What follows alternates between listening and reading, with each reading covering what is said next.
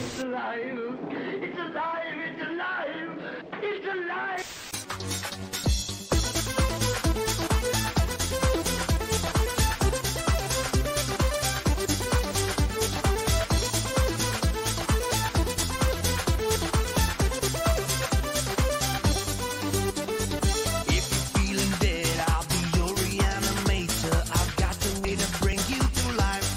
Get the body in the car and hurry up. I've got a geometry test tomorrow.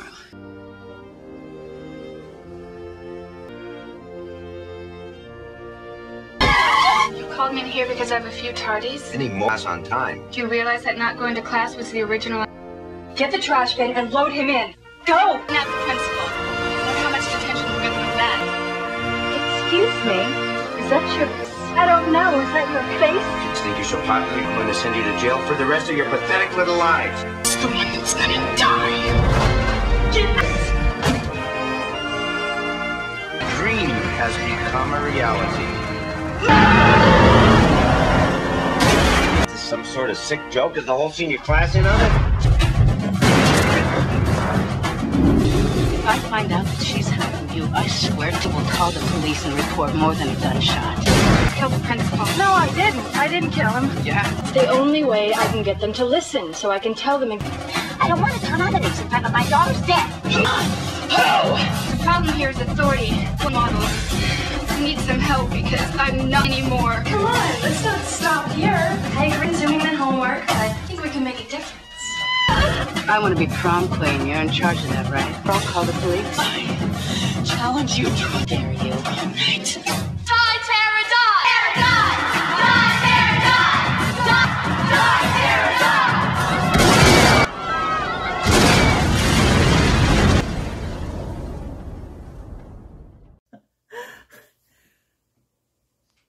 Salut à tous, salut d'angoisse. Bonjour. Nous revenons pour le premier coffret volume de Horror Show. Pour vous jouer un mauvais tour. Qui contient les films préférés de Libellule.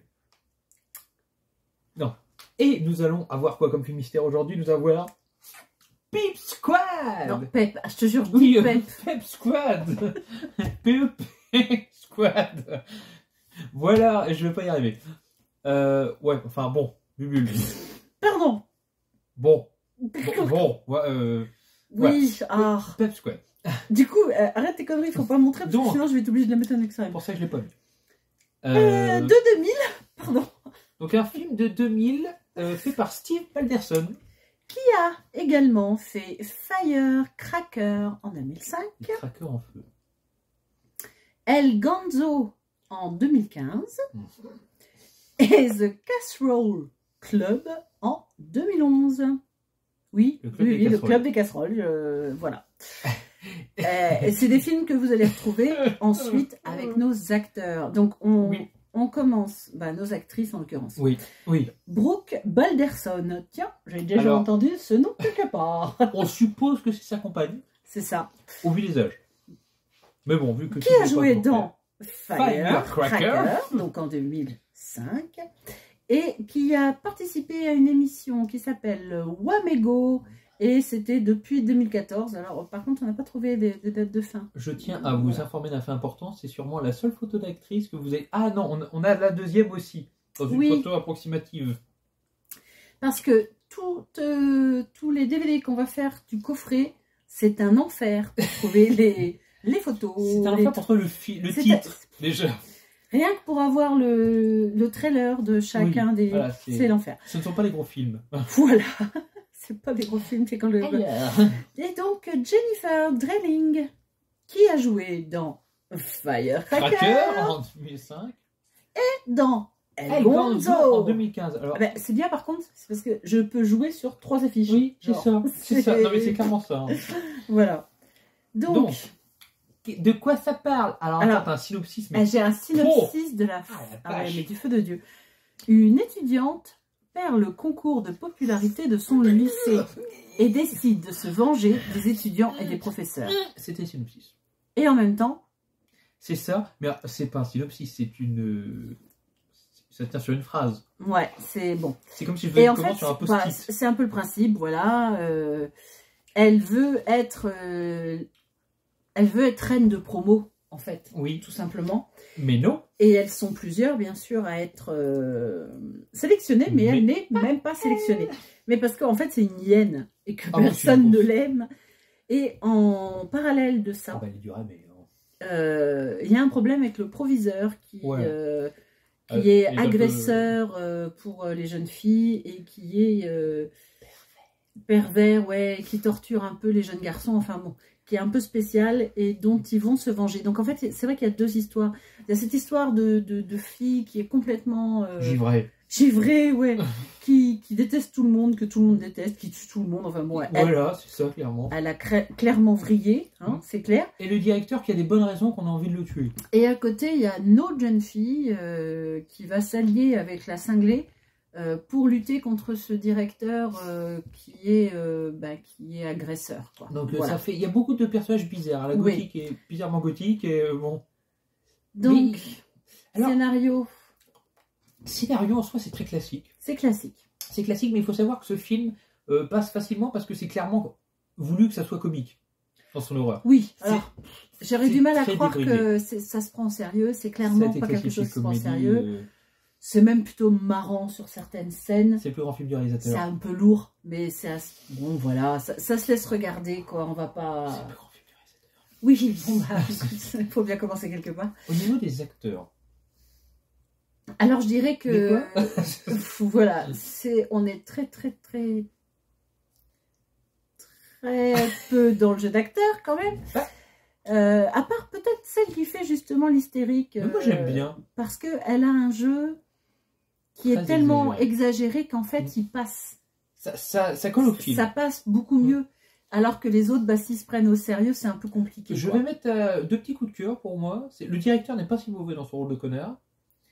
J'aime bien la noire. Ah oui, la nouvelle proviseur d'ailleurs. Pas la nouvelle, la jeune noire qui joue très bien le... Oui. Je trouve que l'affrontement est pas mal entre les deux. La petite métisse, hein. Elle est métisse plus, la petite. Hein. La petite moins blanche. Non, c'est parce que c'est pour ça la dame noire, je voyais le proviseur, c'est pour ça. Non. Parce qu'on n'a pas les noms. Hein. On a parce que clairement, vous vous attachez aux personnages, mais parce qu'ils sont caricaturaux. Oui, clairement. Et en fait, vous vous attachez à eux parce qu'ils vous font marrer ou pas. Hein, par contre, c'est un fourre-tout de personnages qui servent à rien. Il y en a plein, ils ne servent à rien.